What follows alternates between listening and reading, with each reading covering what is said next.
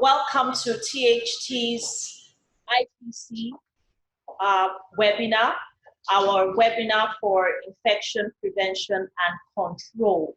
And we're here broadcasting live from the THT headquarters in Ilupeju, Lagos State.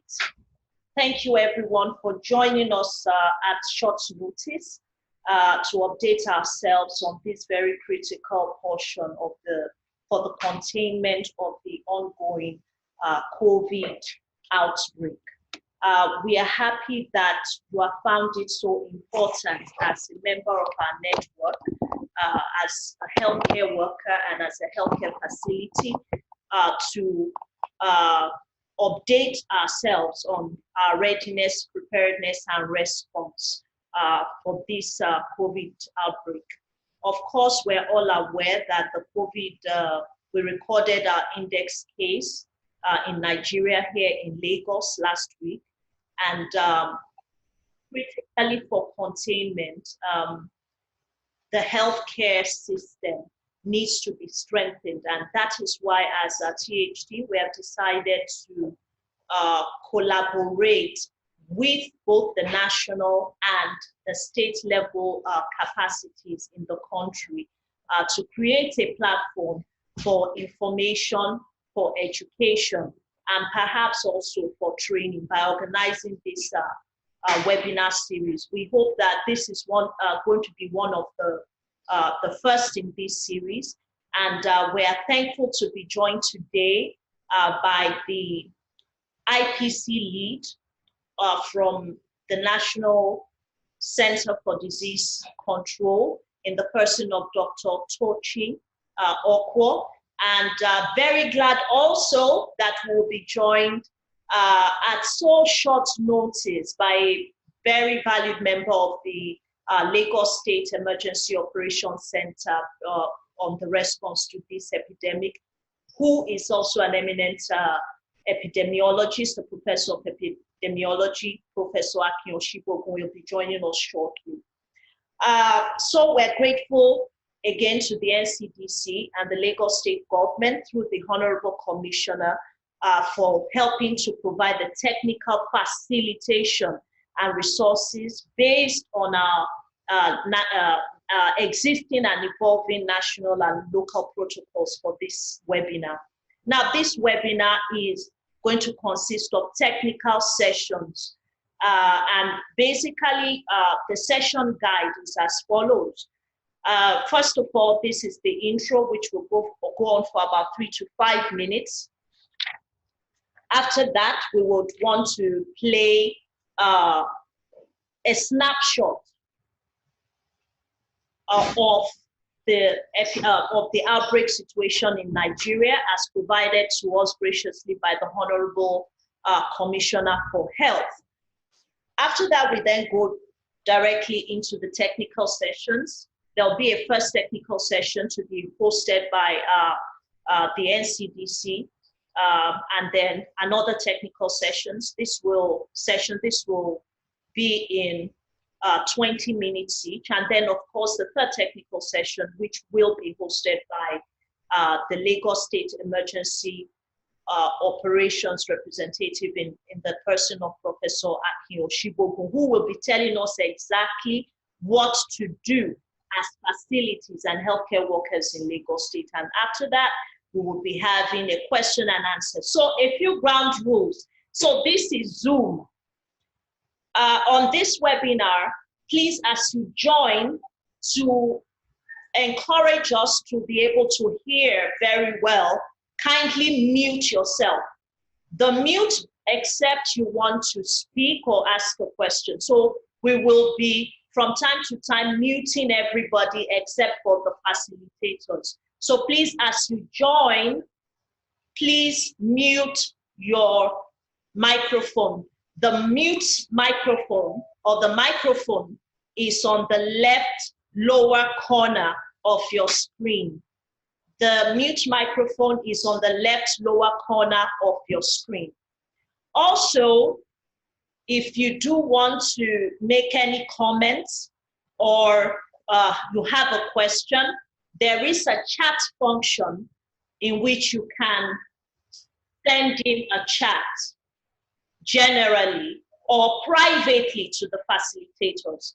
The facilitators are identified by one, IT support or the host, and then the NCDCCC, who is the co-host. We will be updating that also shortly. So basically today,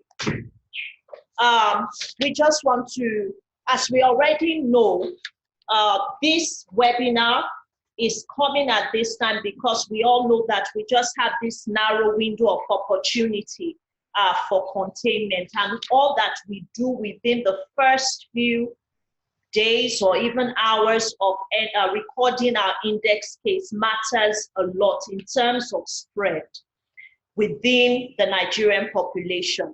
And healthcare workers and facilities, of course, play a central role in this effort. Just like in any health emergency or disaster, all partners need to come together to complement one another. And that is why we are here today. We will just go quickly into the video. Remain safe and free of coronavirus. This message is from the Lagos State Ministry of Health. Ìgbéga ìpínlẹ̀ Èkó ó ti di àjùmọ̀ṣe.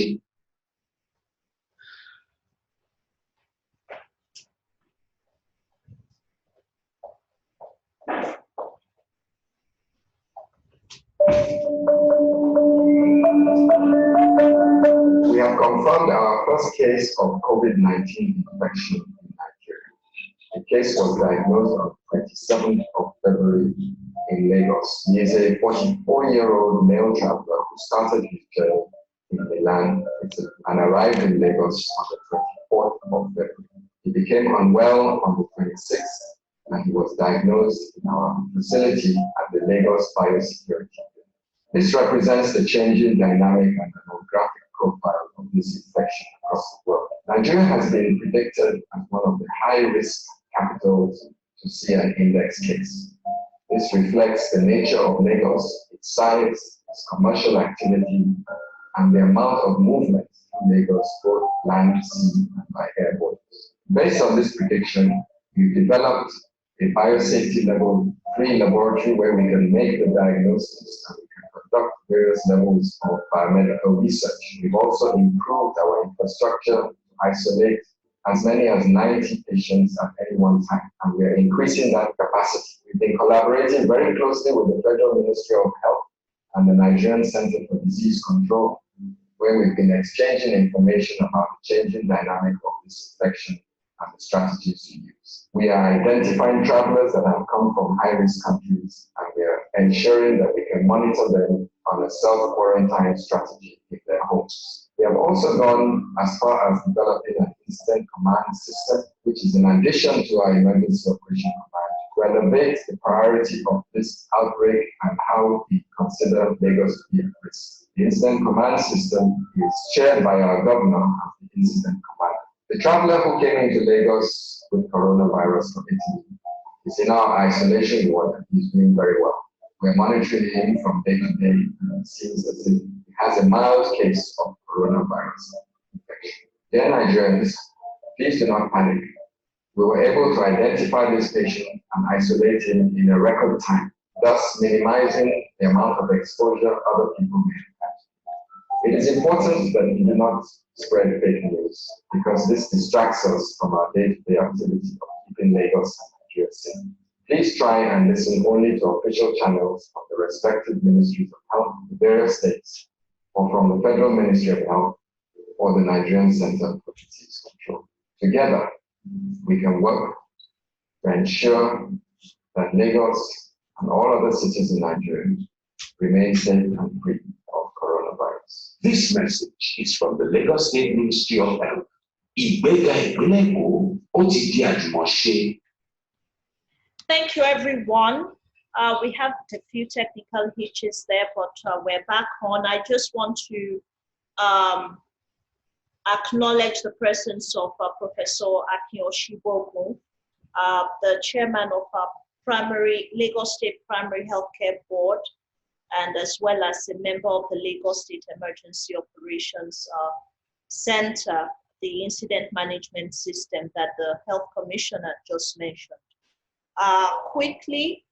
Very quickly, we will launch now into the first technical session, and I would invite Dr. Tochi Okwo, the IPC, that is Infection Prevention and Control Lead of the NCDC, to facilitate this session.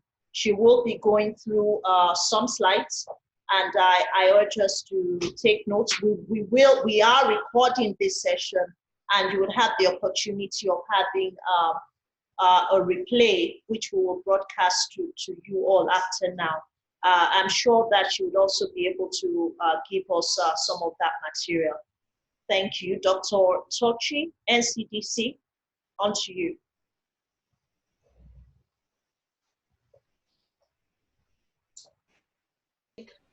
But because of lack of time, we will dive straight to the one we consider to be very, very fundamental to the topic of infection prevention and control.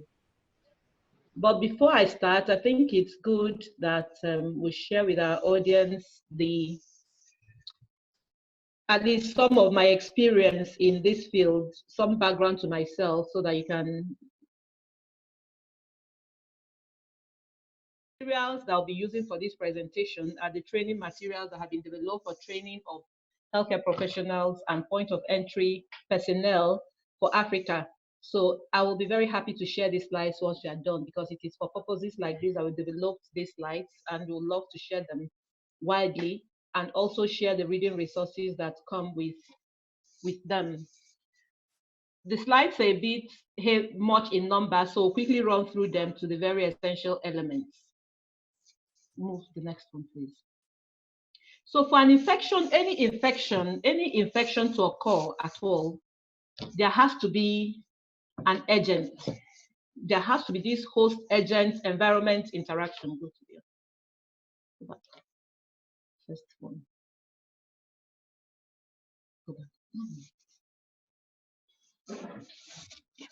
There has to be a host agent interaction. And that agent is a disease-causing pathogenic microorganism. And in this particular situation, it's the agent that causes COVID-19, a disease, which is the SARS-CoV virus. I would like to point out that this SARS-CoV virus is the new name for this virus, and COVID-19 is a disease. If you remember, it used to be called Wuhan virus, 2019, nCoV, and all that. But right now, the disease is COVID-19, and the agent that causes it is SARS-CoV. And also, for any infection to develop, there has to be a susceptible host, meaning a human being who is able to become sick when infected by this microorganism. And the word susceptible means that there could be individuals who may not be susceptible to some diseases, maybe because they have been vaccinated and immunized against the diseases. But currently, there's no vaccine for COVID-19, so we can assume that we're all susceptible to this condition.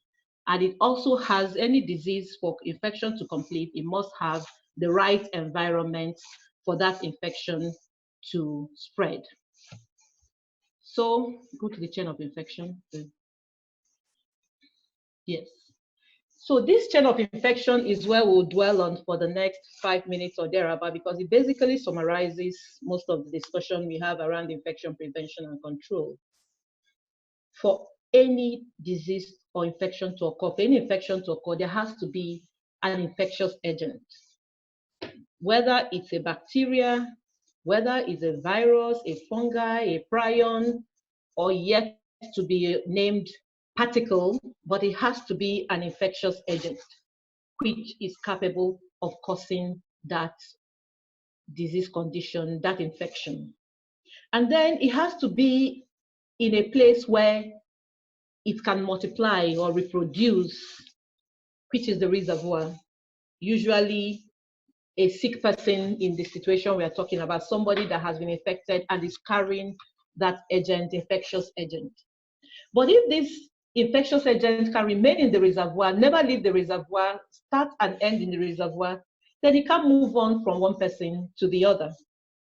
So usually this infectious agent should be able to leave the reservoir through some kind of exit, which you call portal of exit. It should be able to leave the reservoir through some kind of portal of exit to leave and move on to the next point of contact that it wants to be.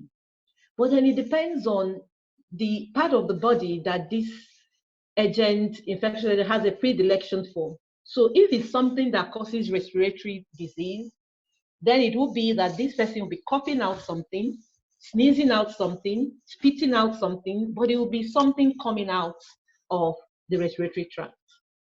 If it's a disease that is predominantly in the gastrointestinal tract, then it will be that this person could be passing stool that is infective, or could be vomiting out something that is infective. If it's something that's born in the blood, then it could be that as the body fluids like blood come out, then it could be infected. But the important thing is there has to be a portal of exit where this infectious agent is leaving the reservoir. Then it's not good enough for something to just exit the reservoir. If it just comes out of the reservoir or the sick person and remains there, then it cannot transmit infection. In order for it to move on from this portal of entry in a person who is carrying the disease and reach another person who is a susceptible host, it has to be transported via some means or the other, which we call the mode of transmission. The three predominant modes of transmission that we usually concern ourselves about with most health-associated infections will be airborne, contact, or droplet transmission. I'm sure we've had a lot of discussion around airborne and droplets this season, but these are really the three predominant modes. You can have vector-borne, you can have the one that is transmitted through inanimate objects, but I would like us to stick to these three: airborne, droplet, and contact. And this will be the way that this microorganism that makes people sick is carried from the reservoir, which has left through the portal of exit, to some susceptible hosts. And in this case now, it will be somebody sick with the COVID-19 who has brought out something from his respiratory tract one way or the other, and it needs to be moved by some mode of transmission to the portal of entry. And specifically, as much as we know as at this time, COVID-19 is spread by droplets. And when we talk about droplets simply mean that they come out from the respiratory tract when somebody sneezes or coughs or talks. But then these particles are heavy in the context of particle size. They usually be up to 10 microns or more. And the implication is that they are heavy. Heavy meaning they come out and then they don't travel far before they have to drop down and fall on surfaces close to the patient or person. And they usually wouldn't travel beyond 1 meter or thereabout. And then we contrast this with some disease conditions that we say that are airborne. Airborne meaning that the particle sizes are small, they're lighter, so they float for longer. So when it comes out from the portal of exit of the person, and then an example is TB. When a patient with tuberculosis brings out the same thing, something that comes from his respiratory tract, that will be the TB bacilli, because it is light and usually around 5 microns or less, it will be floating in the air. So it'll be suspended in the air for a reasonable length of time, and therefore it's airborne. So in order for that to infect somebody, it needs to be inhaled and then go deep down into the respiratory tract to cause disease. And I'm taking my time to explain this because most of the discussion around COVID-19 has revolved around this issue of airborne versus droplets. So the implication is that droplets would fall within 1 meter of when it comes out of the source. And therefore it will fall on patient care items around the patient. It will fall around the patient environment within 1 meter. And then it will also fall on the body or the mucous membrane, exposed body parts of anybody who is within 1 meter of the person producing these droplets. And that's for mode of transmission. But then you notice that most droplets also are carried by hand. Like I said, it falls on surfaces. And therefore, our hands can pick them up from the surfaces that they've fallen and move them from one point to the other, and also move them to different parts of our body. And the common places where we'll move them to will be the mucous membranes of the eyes, the mucous membranes of the nose and the mouth, and other open parts of our body. And these are the ways these things can be moved, or inanimate objects, items used by patient moved to another patient. So these are the modes of transmission. But then it has to get to the portal of entry of the susceptible host. We usually use the term the susceptible part of a susceptible host. And because of the nature of this disease, it would have to get to the susceptible part of it, which would usually be the mucous membranes of the nose and the mucous membranes of the eyes and the mouth. So let's stop for a moment and think about it. If somebody is producing droplets and you as a healthcare worker is right in front of that person who is sneezing and is coughing, and you're very close to this person, the chances are that these droplets will fall on the mucous membranes of your eyes, your face, or your eyes, or your nose. Or as a healthcare worker, you've done things in patient environment and you haven't done hand hygiene, chances are that these will be picked up and then the hands will pass them on from one patient to the other, from one healthcare worker to the other, or even to the same health worker to other parts of the healthcare worker's body. Same for patient care items to transmit it. So this is exactly how this chain is completed. So it moves from that infectious agent through a reservoir, through the exits through the portal of exits. It's efficiently transmitted via one mode of transmission or the other, gets into the portal of entry into a susceptible host, and the cycle completes. And I'll say that it is this chain of infection transmission that has continued and has moved this virus from China to Nigeria. So the whole purpose of infection prevention and control is to break the chain of infection. Because at any point that we are able to break this chain, then we are able to stop that particular transmission from happening. So our whole purpose for infection prevention and control is to look for effective ways of breaking this chain of infection. The next one, please. Go on. Move on to the next one. Yeah. So some of the strategies for breaking the chain of infection is that we can decide to remove the reservoir. Because if we move the reservoir away, then that is one way that we have separated the reservoir from the susceptible hosts. And that is why we take the decision to isolate patients who are confirmed, so that provide them with safe care while removing them from the susceptible hosts. And this is a very efficient way of breaking the chain of infection. And this is important because oftentimes people wonder why we need to isolate some patients from others. If for a disease that we're able to treat, it would be that we'll get rid of this infectious agent while it's inside the reservoir. That is also a very good way of breaking the chain. But we do know that as of now, there's no known treatment for COVID-19, at least as far as I know. We can also manage our waste effectively, because any waste that comes from both the environment of this patient or directly generated by this patient that is not effectively managed, it would mean that such a waste will continue to contaminate the environment. It can be moved from one point to the other, and the hands and other inanimate objects, still being very efficient means of transmitting infection, can continue to transmit infection through this waste. Cleaning the environment is an important strategy for breaking the chain of infection. Remember, we said that these droplets will usually fall around the environment of this patient. So it then means that if we constantly clean our environment, we'll be reducing the burden of this infectious agent in the environment. So that's for things around the reservoir and the organism.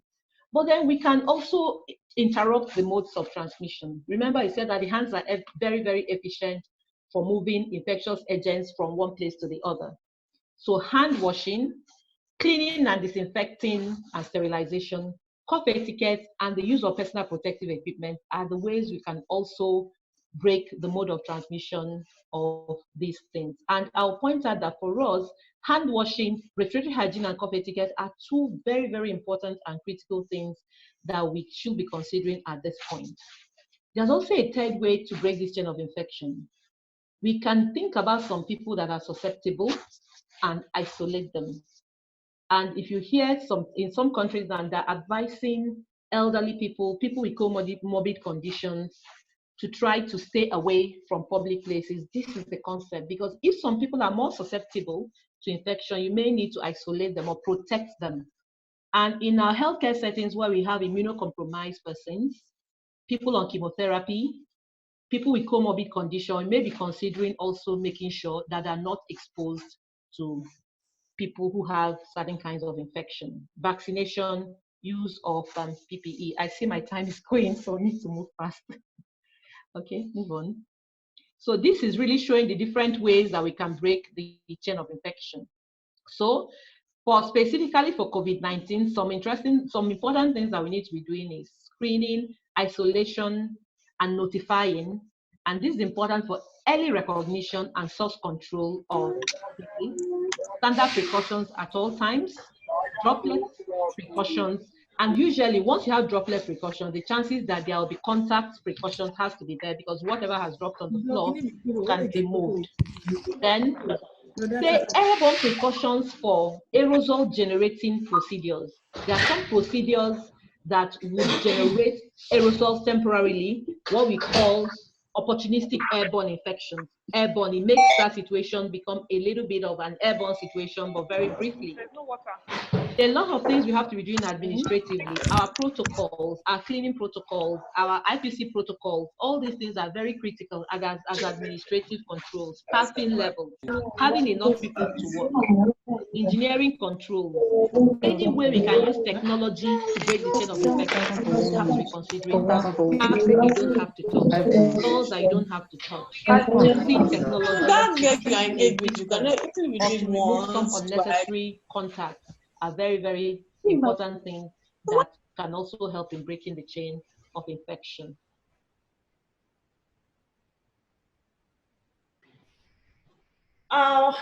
We lost Dr. Tochi Okwo. We'll just wait for a bit, 2 minutes for her to reconnect. But we're right now in the first technical session in which she has been discussing about the basis and the rationale for infection prevention and control.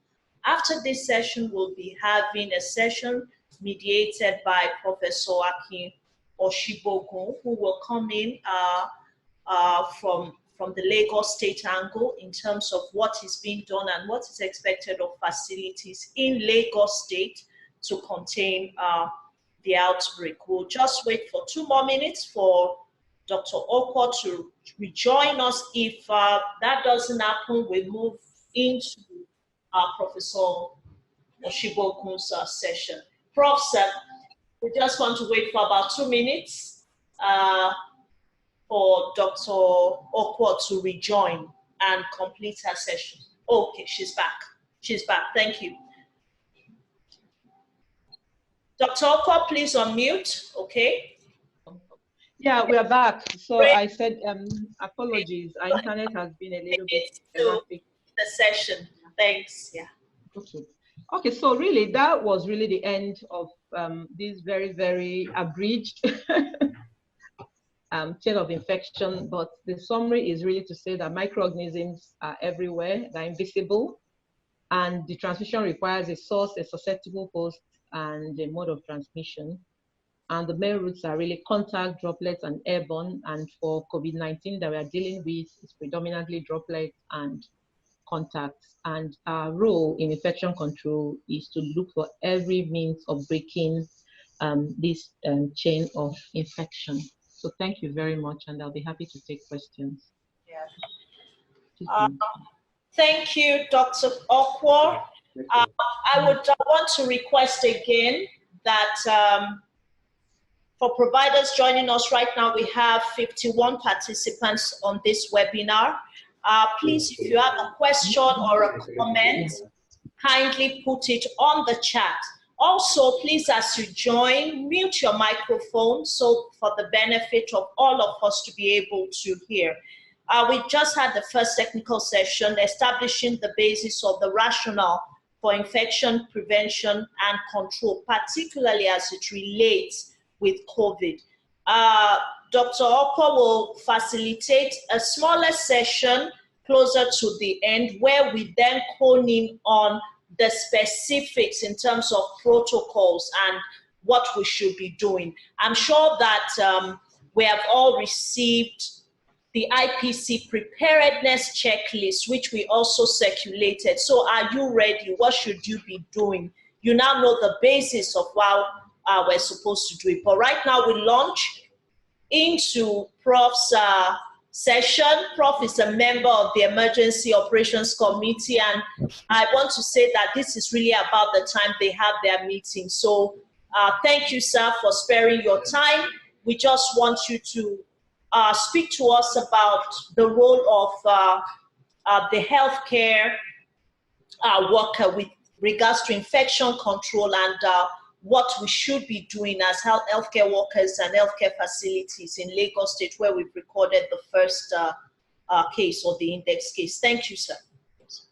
I'm going to unmute you now, sir. Thank you very much, Dr. Ojiagbe, and thanks to Dr. Okwo for taking us through the very basic principles of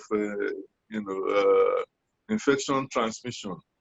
And I think those basic principles are very important for all our healthcare providers, because the role expected of them is that they will maintain a high level of suspicion, and especially because this is a new virus, we'll expect that they will use universal precautions to protect themselves and to protect their patients. That is what will be expected of them. What we've tried to do in Lagos State is, over the past 4 weeks, even before the first case was identified, we started a series of training for healthcare providers in Lagos. We started from the public sector, and we've trained over 2,000 of them at the primary healthcare level. And this training is continuing. We've been able also to get the support of the WHO to continue training, particularly healthcare providers in the private sector. I understand that the training on IPC for healthcare providers in the private sector will be going on within this week. So the essential thing is to remind ourselves about the chain of transmission and how to interrupt that chain. And Dr. Okwo has excellently presented information on all that. But the training that will be taking place will then go to the basics and the specifics of what healthcare providers need to do in order to protect themselves. Please note that the healthcare providers are at the forefront of this battle. Any carelessness on the part of the healthcare providers will make nonsense of all our efforts to contain this particular outbreak. I think so far, particularly with respect to the healthcare workers who were able to maintain a high index of suspicion with the case we have in Lagos, one must give them credit that the doctor was able to look at the signs and symptoms, which were not very classical anyway. There was no cough, but of course the temperature was raised. But the doctor was able to also take into consideration the history of where the patient was coming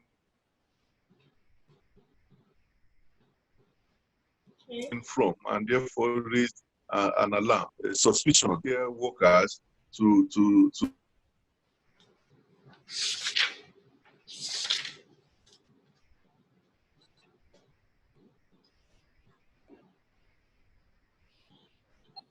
We've lost volume. To maintain, and they should not take any risks. The droplets are likely to drop before getting to you. So we need to avoid unnecessarily close encounters with patients, particularly if the history suggests a possible exposure. These will be some of the things. And then, of course, we expect that our healthcare providers will also support a drive at educating members of the public, creating awareness and encouraging members of the public to maintain high levels of personal hygiene and environmental hygiene, to adopt frequent hand washing. Soap hand washing is the preferred method. Of course, the sanitizer is an alternative method, and then also into a tissue, and that tissue should be disposed, as soon as it's possible in a safe place. So we need to get information to members of the community, so that they maintain that level of personal hygiene. We reduce hand-to-face contacts as much as is possible. I think these are the kind of messages we need to get across to the population. I don't know if you want more information about what else we've done in Lagos, or... Yes, sir. As the focal, let's call us the port of entry. I think that we're being joined by providers also from other locations, because we publicize this nationwide. It will also be good to... Hello? I didn't hear you. No, I didn't get you. Can you... Yes, sir. So, I was saying, sir, that we would want to hear more of the local response in terms of Lagos State having recorded the index case, and of course maybe using that as a walkthrough on a healthcare provider's journey in terms of getting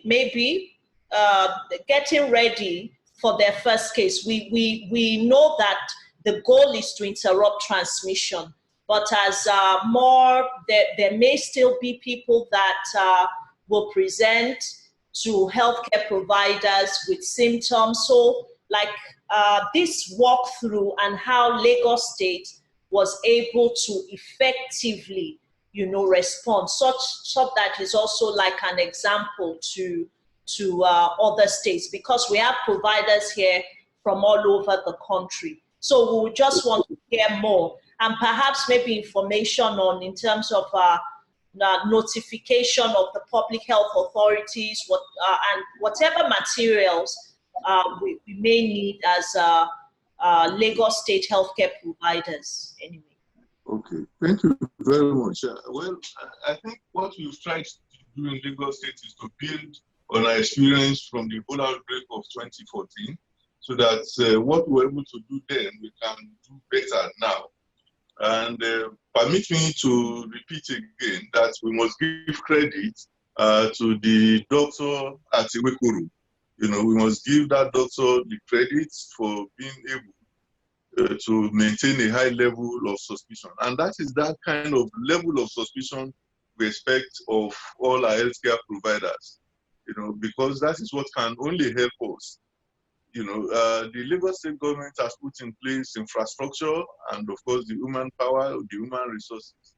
But if the frontline health worker does not maintain a high level of suspicion, then all that investment will not be meaningful.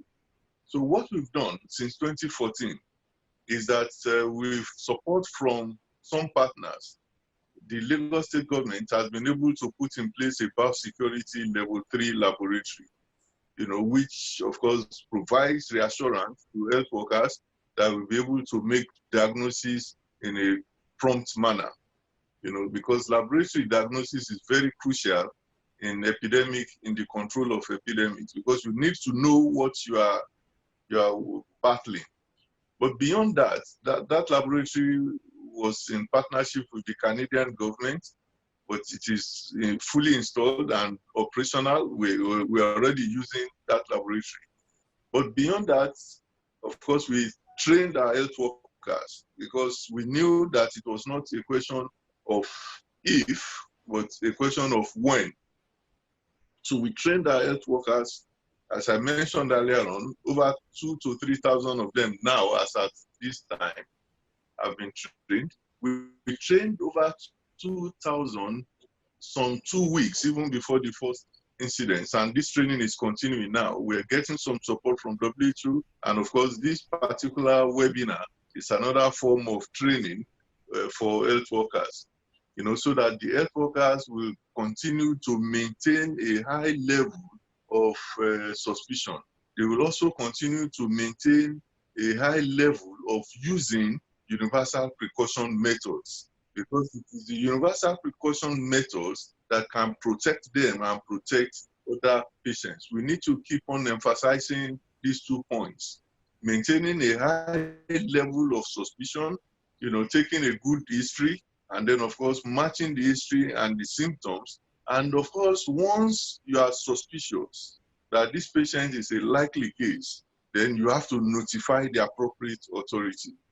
So in Lagos State, we have a team that is capable of evacuating such patients. So once you've identified a suspected case, you must notify the appropriate authorities, and we've provided the phone numbers to the Association of General Medical Practitioners, and all our public health facilities have these numbers. So once you contact that number, we have the capability to evacuate the patient. And we have a center, we have a facility where the patient will be further examined, and then of course specimen will be taken, and of course, as I mentioned earlier, the laboratory is there, and then we wait for the results. We are now able to get the results within 3 to 6 hours, unlike in 2014 when it took us some 3 days before we got the results in the case of the Ebola virus disease. But on this occasion, we're able to get our results on the average within some 3 to 6 hours. And then the decision is then made. Of course, all the results, all the other results that we've been getting so far, apart from the single case that we have, the results are negative. So if the results are negative, then we have a separate ward for those patients. It's only if the result is positive that we then move the patient to the isolation ward, which we have specific for positive patients. So we have 3 levels of wards already in place, and we have, in addition, a treatment facility that can take up to 100 patients. That's the kind of plan the Lagos State government has put in place. And we've also designated 5 general hospitals that can have some such capacity for isolation of patients. But these are just, backups. Hope is that we will not have to use all these facilities. So I just want to reassure healthcare providers that once they play their part, the state government is already playing its part. We are ready to provide support for them. And just yesterday, Mr. Governor held a stakeholders meeting with all the local government chairmen, all the chairmen of community development associations, and all the medical officers in Lagos State. And today, there was a stakeholders meeting, an enlarged one, with members of the public in attendance. So we are mounting a robust mobilization of members of the community residents of Lagos State, and creating awareness so that they know what to do to protect themselves. They know what are the signs and symptoms. They know what to do if they should see anybody who has signs and symptoms. And we are trying to also make sure that there is no panic, but that there is confidence, and so that we can all jointly work together to be able to defeat these threats. Thank you so much, Prof. Thank you so much for that reassurance in what the government is doing and continues to do. Of course, you have reiterated the central role of the healthcare worker in all of this, maintaining a high level of suspicion, taking the travel history, and of course, maintaining our universal safety precautions in order to be able to break the chain of transmission and yes. Yes. In fact, their role is the most crucial. Let me, at the expense of sounding repetitive, their role is the most crucial because the doctor at Ewekoro was able to have that level of suspicion. It gives us an opportunity to contain this outbreak. But once you miss opportunities to contain it, then you will have to spend more energy to control the outbreak. But so far, I think, so far, I think we must commend that doctor, and I want to commend or recommend to all our other colleagues and all other health workers to maintain that high level of suspicion and to also adopt universal precaution measures in their practices. Thank you so much, sir.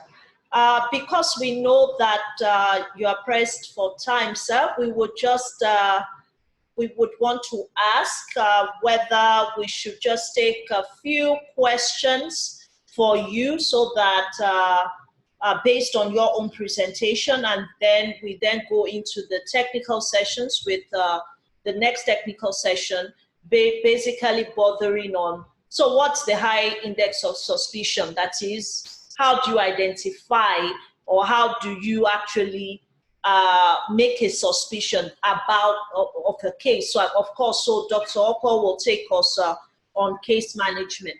But we just want to ask if at this point, for the next 5 minutes, if anyone has a question, please post it on the chat so that Prof would answer.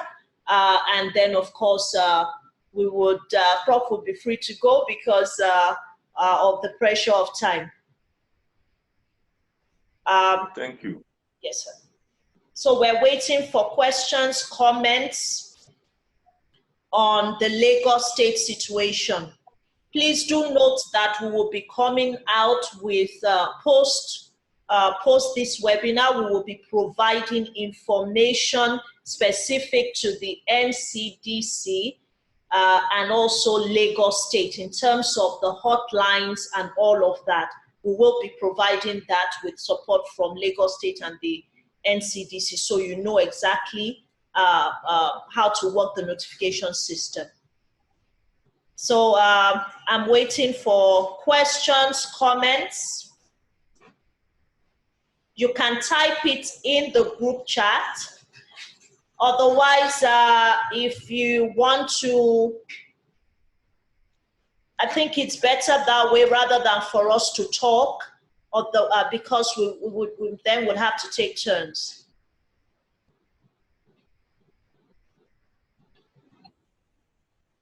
Okay, I have a new message here.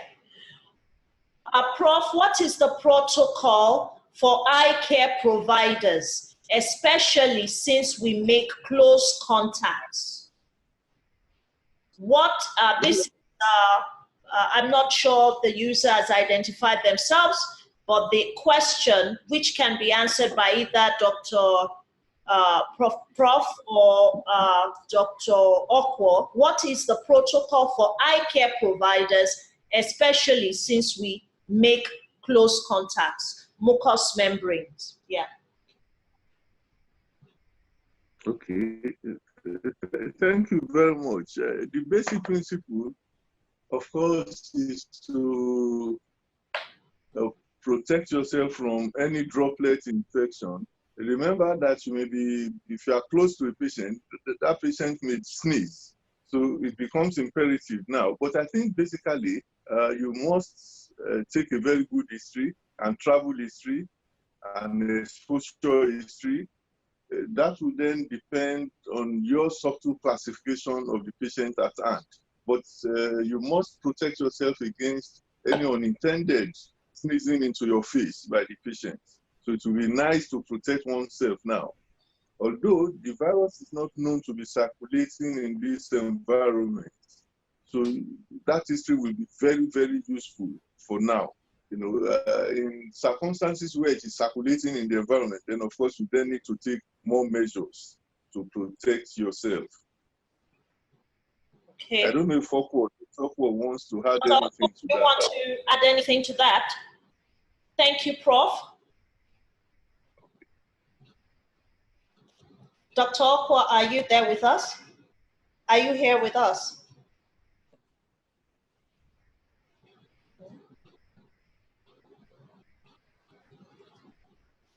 Okay, Dr. Okwo seems not to be here, but, oh, okay. I think Okay, all right. Sorry. Let me unmute her. Okay.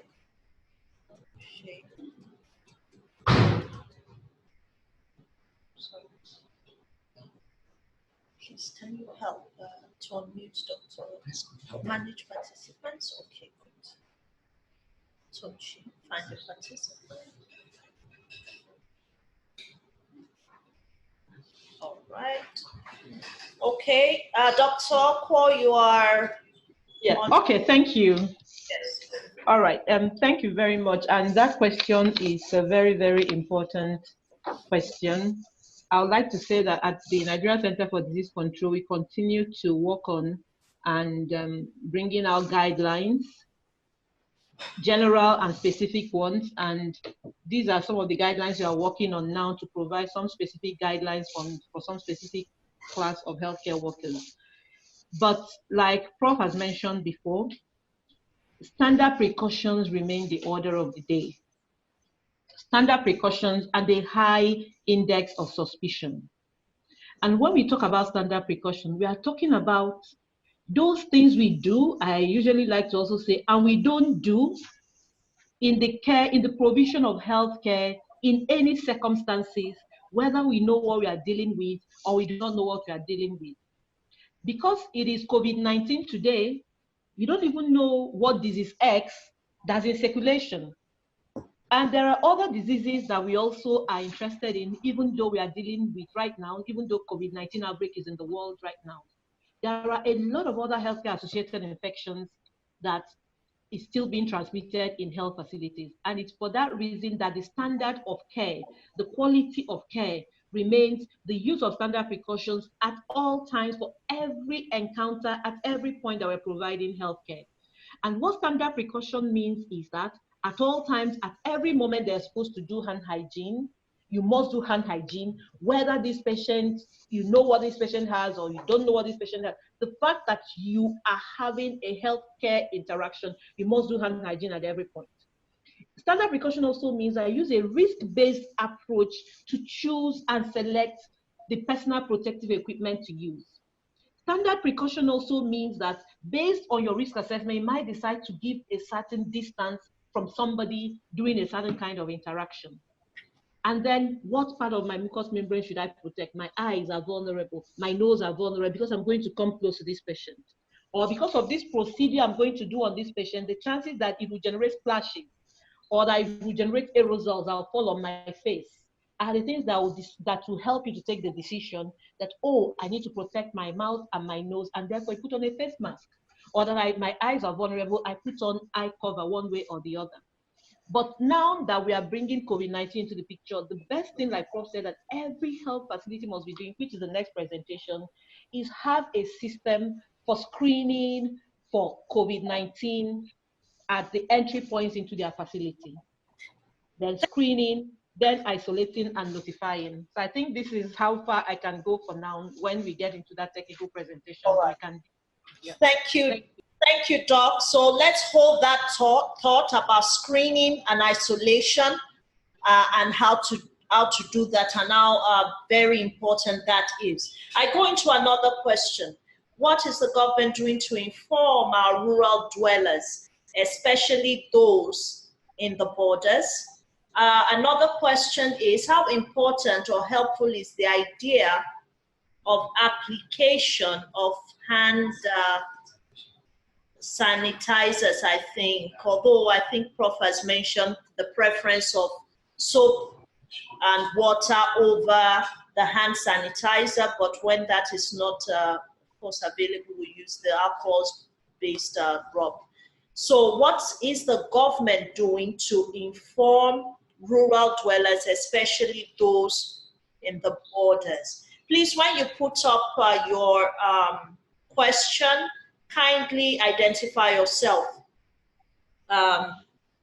Thank you. Well, thank you very much. I will speak for Lagos State government. As I mentioned, we had the stakeholders meeting with all the local government chairmen, all the chairmen of community development associations, and all the MOHs, that's medical officers of health. That was yesterday. And today was like an open now, you know, in a large all again, we engage all comers, trying to now expect it done at the state level. All the local government chairmen are going back to their respective local government areas and start engaging members of the community. And that covers all the local governments and local LCDs in Lagos State, 57 of them. So we are reaching everywhere in Lagos State. We have a community mobilization, a social mobilization committee that is already reaching out. And in fact, we are reaching out not only to rural dwellers, we are reaching out to religious organizations as well, because these are places where people congregate, you know, in large numbers. So we need to provide them with information and advise them on what to look out for and how to protect their members. So we have a robust social mobilization plan, which we are now rolling out. You know, we've started rolling out, and over the next couple of days, we will be able to reach everywhere. As at yesterday night, the Lagos State government has printed, I think, posters, maybe about 500 and something thousand, you know, which as at last night was delivered. And between last night and this morning, all those posters are going out to all the local governments in Lagos State. And also, and then of course, the social media, we have a team that is also, of course, you will say the social media is for the urban dwellers. You know, there's a team in place handling that. You know, so it's a continuous thing. And then we're also trying to reassess and find out where there are gaps in communication and to further build on that. Thank you, Prof. Dr. Okwa, Dr. Tochi, you want to also comment, rural dwellers, borders outside of Lagos, nationwide, what is government doing to inform?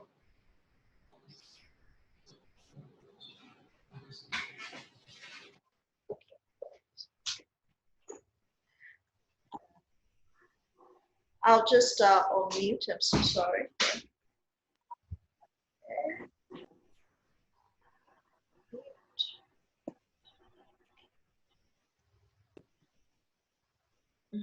Okay, Dr. Okwa, muted.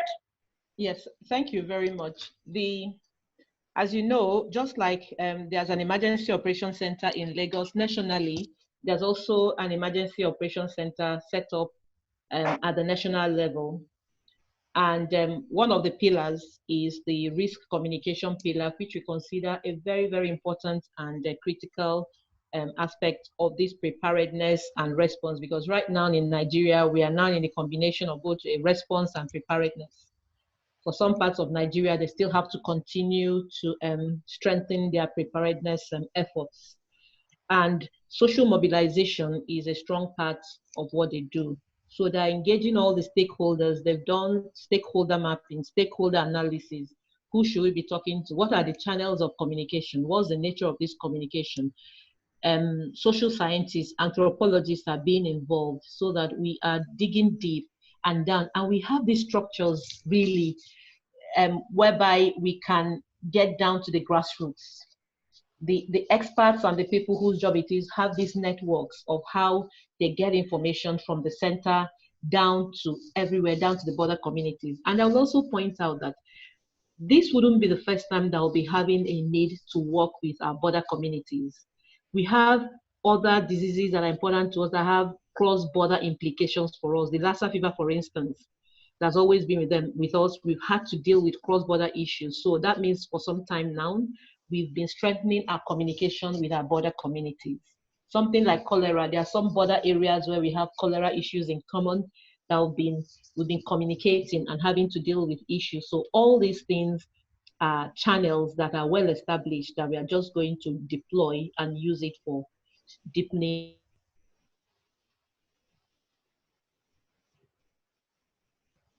Hello.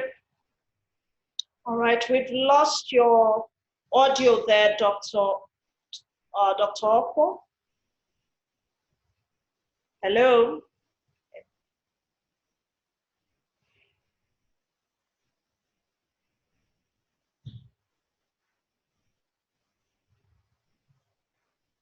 Okay. So Dr. Okwo's team trying to restore the audio on this side.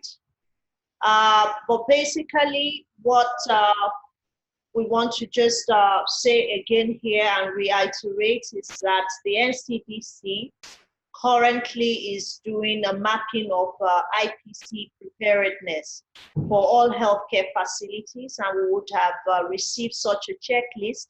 Please do ensure that you fill it for your facility as the facility manager to ensure that indeed your level of preparedness, at least you are aware of what the level of preparedness will be.